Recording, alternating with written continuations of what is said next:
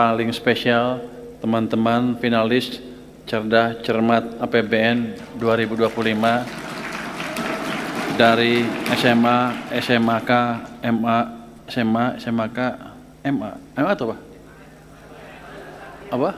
Madrasah, oh ada juga ya. Sederajat yang hadir di seluruh Indonesia, dari seluruh Indonesia yang hadir pada hari ini. Ini nggak disiarkan kan? Kenapa disiarkan? Kalau disiarkan saya nggak bisa ngomong sembarangan. Yang nyiarin siapa? Kita. Oh, ini live.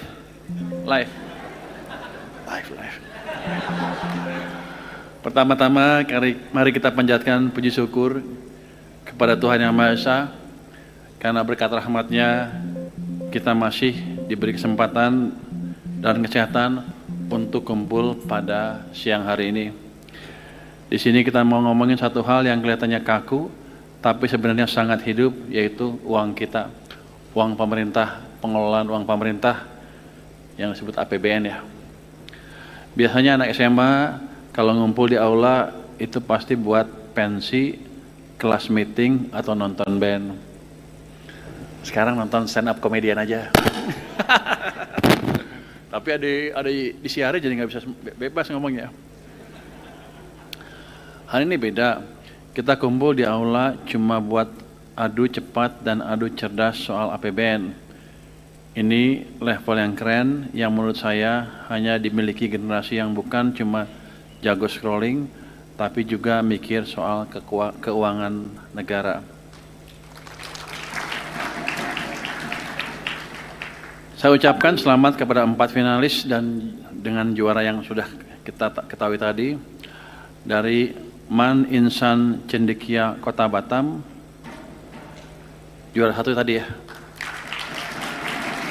SMA K Penabur Jakarta juara 2-nya, Man 2 Samarinda juara 3, dan SMAN 1 Bau-Bau yang juara 4 tadi.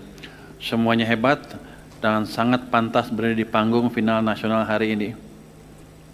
Sebenarnya saya belum tahu hebat apa enggak. Yang ngetes kan siapa? Pak Sekjen, teman-teman itu ya. Siapa yang ngetes dari kita? Pak Arif mana? Dia nggak tahu banyak APBN. Ilmu fiskal dia segini. Tapi yang lain segini sih, dia jago. Jago juga sih. Saya nggak tahu apa yang ditanyain tadi di dalam cerdas cermat tadi, saya nggak tahu. Tapi saya anggap sudah cukup lengkap lah, sudah cukup detail. Tapi saya pengen ngetes juga. Juara 1 mana?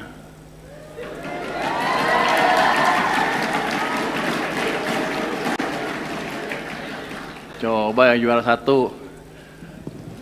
Nggak apa-apa, di sana dikasih, di bawah ini dikasih aja, dikasih mic-nya. Di tengah situ dikasih mic. Kasihan dia jalan sini jauh, capek. Alat ukur yang paling pas untuk melihat suatu yang paling gampang untuk menentukan APBN saya sustainable apa enggak, apa yang dipakai? Pertumbuhan ekonomi? Salah. Temennya?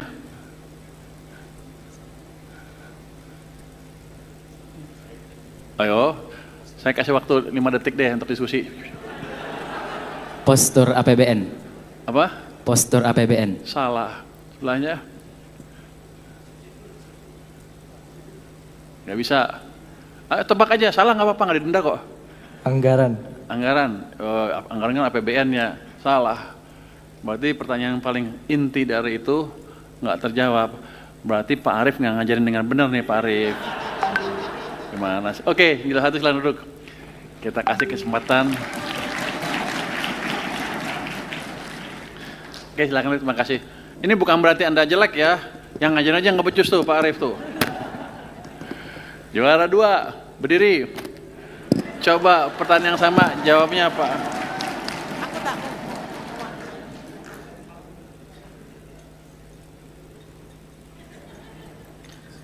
Coba apa? Pertanyaan sama. Kalau di APBN, kalau saya mau lihat APBN saya, berkesinambungan apa enggak, yang mana yang saya lihat?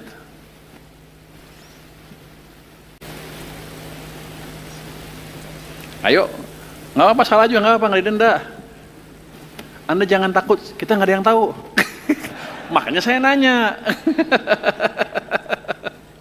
Apa?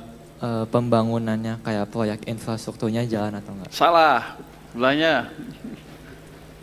Hasil pelaksanaan di lapangannya yang terjadi. Salah, sebelahnya. Melalui tingkat inflasinya perhitungannya? Salah. Oke, silakan duduk.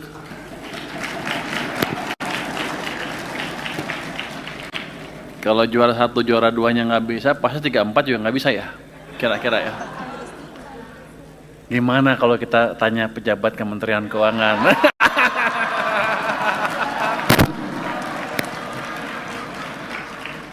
Kalau mereka nggak bisa jawab, kenaikan pangkatnya kita tunda. Coba Ibu Puspa, coba jawab Bu Puspa, apa yang saya lihat? Izin Pak, pertama primary balance-nya, kemudian pertumbuhannya Pak. Wah, dia pinter. Tapi nggak dapat tadi ya. Jadi kita lihat primary balance-nya utama, begitu positif, kita anggap anggarannya berkesinambungan, yang lain kita nggak peduli. Sebutnya itu kalau melihat, tapi selama ini kita sering negatif terus kan, sekarang negatif terus kan. Jadi anggaran kita selama bertahun-tahun didesain untuk tidak berkesinambungan. Anda tahu nggak? Tahu nggak itu? Nggak tahu ya? Memang kita nggak becus. Tapi itu melihat keadaan ekonomi, kita perlu apa? Biasanya kalau primary surplusnya defisit, itu biasanya kita artinya membutuhkan untuk memberi dorongan ke ekonomi. Biasanya kalau ekonomi lagi susah, itu kita buat defisit. Tapi nggak boleh terus-terusan. Kebijakan yang bagus adalah pada satu saat primary surplusnya dibuat positif. Jadi kira-kira itu. Mau tanya lagi? Mau pertanyaan lagi? Ada yang mau tanya lagi nggak? Apa ya? Sekarang kan saya mau nanya lagi nih. Orang sibuk kan nuduh pemerintah kebanyakan utang. Rasio utang ke PDB-nya hampir 40%. Defisitnya di atas 2% ke PDB lah anggarannya. Orang bilang Pak Jokowi ngutang terus, yang sekarang juga pasang ngutang juga. Pak SBY ngutang juga walaupun agak menurun pada waktu itu rasio ke PDB-nya. Kalau saya diprotes sama mahasiswa mempertanyakan kenapa utang kamu ke PDB sebesar itu artinya negara mau bangkrut kira-kira gitu. Jawabannya apa? Coba juara 1. Jawabannya apa? Jawab lagi. Dari tempat aja, berdiri aja di situ. Saya mau minta jawaban dari Anda yang bisa saya pakai mematahkan tuduhan para mahasiswa itu. Silakan. Saya berdiri, sambil berdiri aja. Baik Pak, terkait dengan rasio defisit dan juga dan juga rasio utang, yang mana utang itu sekitar 40% dari PDB dan tadi defisitnya di atas 2%, yang mana hal ini masih merupakan batas aman karena dalam rasio utang terhadap PDB yang direncanakan itu sekitar 3% dan juga untuk rasio utang terhadap PDB itu 60% maksimalnya. Kemudian utang yang diambil ini juga bisa sebagai salah satu langkah negara untuk melaksanakan kebijakan ekspansi fiskal yang mana supaya membantu memutar roda perekonomian dan juga menjaga daya beli masyarakat. Udah. Ya 25% lah.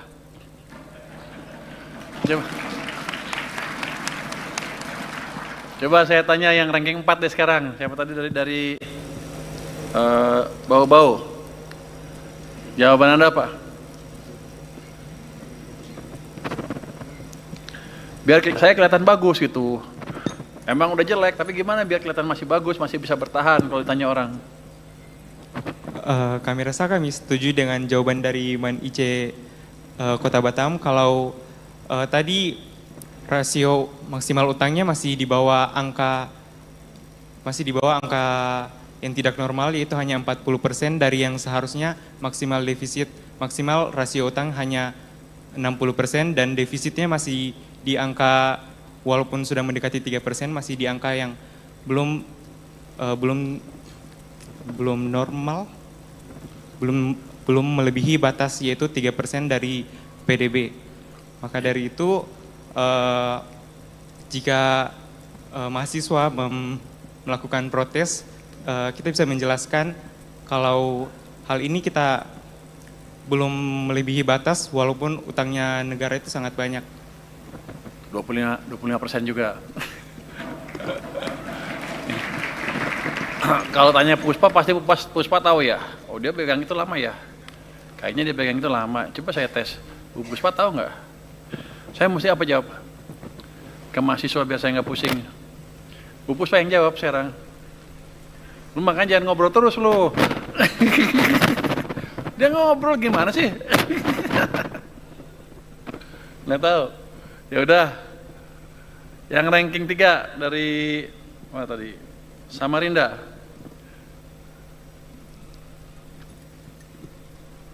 Baik Pak Purbaya, kalau boleh kami melanjutkan jawaban dari teman-teman. Seperti yang pernah dibilang Pak Purbaya, kalau kondisi ekonomi kita ini lagi lesu, konsumsi masyarakat tuh lagi turun. Nah, sesuai dengan konsep belanja negara itu ada namanya balance budget over cycle, di mana anggaran kita tuh dalam jangka panjang secara rata-rata dirancang agar berimbang. Maksudnya gimana?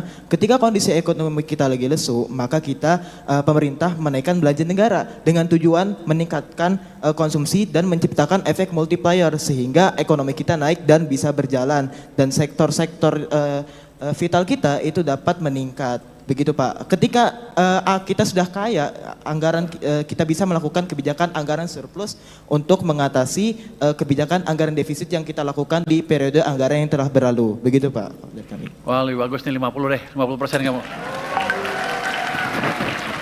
Ada invention sedikit di situ. Jadi gini, itu semuanya bagus, semua jawabannya lebih bagus Pak daripada mahasiswa yang turun ke jalan ya. Nanti kalau kakak-kakak mahasiswa Anda turun ke jalan, Anda ajarin sedikit-sedikit tuh. Mungkin DPR juga. Direkam ya? Tadi kan nggak kedengeran. Jadi gini, ya, saya akan bisa pakai tadi. Oke, saya nggak mengganggu pakem-pakem yang ada di dalam negeri kan. 3% dari PDB defisitnya, 60% di bawah 60% dari PDB utangnya. Tapi ada yang lebih bagus lagi, kalau kita lihat seluruh dunia, nggak ada yang seketat kita sekarang. Amerika 6% dari PDB utangnya tiap tahun, udah berapa tahun terakhir, utang ke PDB-nya hampir 60%, 100% lebih. Jepang mirip-mirip, rasio utang ke PDB-nya 275-250%. Jerman, negara yang dianggap paling prudent pun sama, mendekati 100% utang ke PDB-nya, semuanya sama. Italia 100%, wah semuanya lah.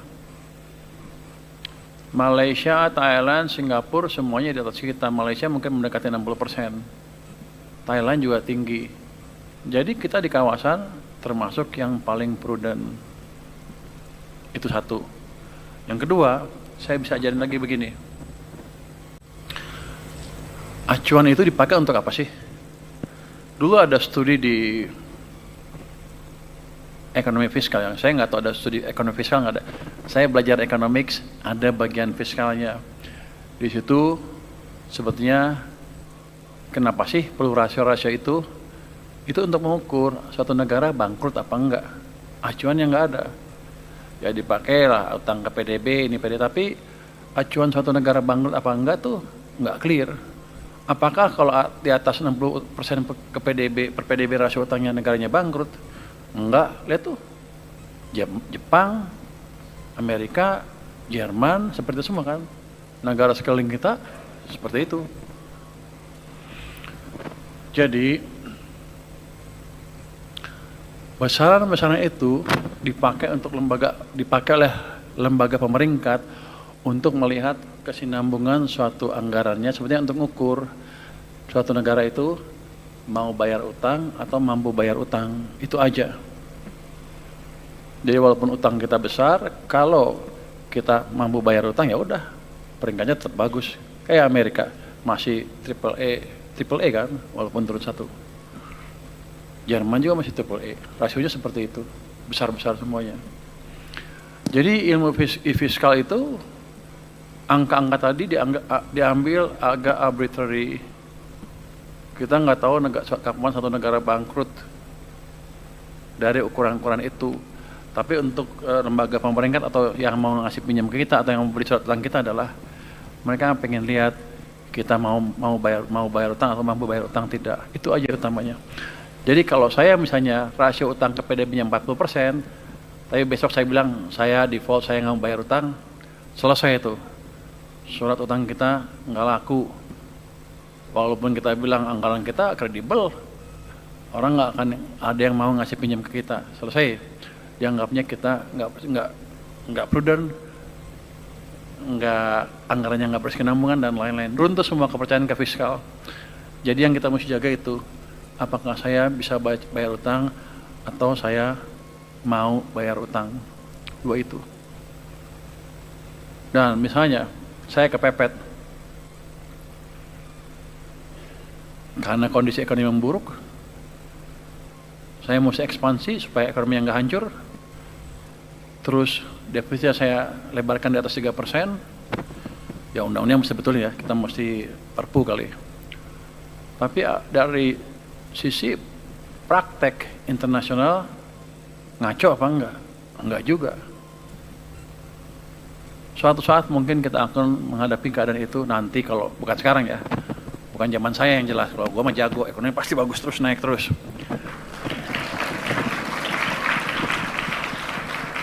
Nanti suatu saat kalau Anda udah jadi pemimpin yang anak SMA kan 20 tahun, 10 tahun, 20 tahun lagi lah jadi pemimpin juga sama di posisi saya ini, mungkin Anda menghadapi keadaan yang sama. Tadi counter cyclical yang dibilang tadi, counter cyclical policy mesti dijalankan. Kalau enggak ekonomi hancur. Jadi counter cyclical itu gimana? Ekonomi itu punya siklus bisnis turun, naik, turun, naik. Itu kita tuh setiap 7 tahun sekali. Kalau lagi santai, kalau lagi pintar bisa 10 tahun. Normalnya 7 tahun, naik, turun, naik. Pasti ada turunnya. Ini nggak pernah nggak kejadian, pasti kejadian. Nah waktu naik, kita boleh kurangin dorongan fiskal sedikit. Tapi waktu turun begini ke bawah, kalau fiskalnya kita perketat dan lain-lain, ini makin ke dalam, jatuhnya makin ke bawah. Hancur kita. Jadi fiskal, acuan-acuan fiskal itu tetap kita mesti memperhatikan keadaan ekonomi kita. Contoh yang paling gampang apa? 9798. Ada speculative attack, ekonomi melambat. Apa yang kita lakukan? Naikkan bunga sampai 72%. Ketatkan kebijakan fiskal. Semua program berhentiin. Kita sering nyalain IMF kan? Padahal bukan, yang salah kita sendiri karena pengetahuan kita kurang. IMF masuk setelah kita berantakan. Tapi kalau untuk populis gue suka nyalain IMF. Wah IMF ngaco tuh. Padahal yang salah kita sendiri. Jadi waktu kita ini, kita rem lebih dalam. Akibatnya jatuh. Hampir negara kita bubar. Ekonomi mengalami kontraksi 13,1% terdalam di kawasan. Padahal kita yang diserang terakhir. Ini gue ngomong untuk siapa ya? Untuk mahasiswa apa untuk depan nih? Hei Bu Puspa, lo begini dikit lo ngerusak dulu. Enggak, untuk teman-teman ya. Jadi ya, yang Anda pelajari fiskal ya, yang apalan pasti saya duga belajarnya banyak kan bacanya apalan karena fondasinya belum terlalu kuat. Fondasi filosofinya ya. Kalau filosofi belajar sama dokter filosofi. Main-main. Tapi ya, itu pelajaran yang mahal sekali buat kita. Tapi instrumennya macam-macam kan, bisa moneter, bisa fiskal. Yang jelas kita nggak perlambat ekonominya. Pernah nggak kita buktiin bahwa kebijakan yang bagus, fiskal yang bagus, tentunya dibantu moneter ya. menyelamatkan kita. Pernah di tahun 2009, 2008, 2009 itu ada orang bilang global financial meltdown yang dimulai di Amerika, itu menyebar ke seluruh negara di dunia. Hampir semua negara mengalami pertumbuhan negatif. Amerika negatif, Inggris, Eropa, Jerman, Korea, Jepang, Thailand, Malaysia, Singapura, semuanya pertumbuhan ekonomi negatif. Tapi ekonomi kita tumbuh berapa? 4,6%. Di tengah hancurnya perekonomian dunia, kita masih tumbuh 4,6%. Apa yang kita lakukan pada waktu itu? Kita melakukan counter cyclical policy. Dari mana Anda tahu? Saya dulu tukang bisik-bisik, nggak dibayar, nggak apa-apalah. Think tanknya SBY kita kasih masukan. Jadi fiskal pada waktu 2009 itu dilakukan ekspansi fiskal berlawanan dengan kontraksi fiskal pada waktu 1998. Fiskalnya, defisitnya didesain naik dari 1,1 sampai 1,5 ke 2,75. Ekspansi fiskalnya. Moneternya, bunganya diturunkan, uang digelontorkan ke sistem. Semacam kalau sekarang QE, quantitative easing. Tapi kita udah ngelakuin duluan. Cuman orang kita banyak yang nggak tahu. Karena mereka, apa kita bilang, mereka adalah eksekutor. Think tanknya di belakang jauh. Tapi itu menyelamatkan kita. Jadi kebijakan fiskal yang baik menyelamatkan kita tahun 2008-2009. Mana lagi? 2015. Waktu itu Bank Sentral Amerika sedang naikin bunga, siklusnya naikin bunga ke atas. Kita awal tahun 2015 babak belur. Oh, inflasi tinggi, ekonomi melambat dan lain-lain. Fiskal kita ekspansif di atas kertas. Tapi karena pemerintahan baru tidak dijalankan dengan baik. Jadi mulai bulan Mei 2025 belanja infrastruktur dikebut habis-habisan. Waktu menterinya Pak Basuki. Kenapa saya tahu? Saya bisikin di sampingnya Pak Presiden waktu itu, Pak Jokowi. Nggak dibayar lagi, nggak apa-apalah. Tapi fun. Artinya apa? Fiskal, walaupun kelihatannya santai, tiap tahun ribut, dihajar di DPR, itu menentukan masa depan kita. Anda masih muda, masih SMA, masih tingkat SMA, yang madrasah juga, udah mempelajari ini, itu suatu yang baik. Nanti siapa tahu ke depan orang-orang yang di sini pada lupa, Anda bisa ngajari mereka. Fiskal yang baik begini Pak, gitu. Jadi itu bisa menentukan masa depan kita. Tanpa kebijakan fiskal yang baik, kita nggak bisa jadi negara maju.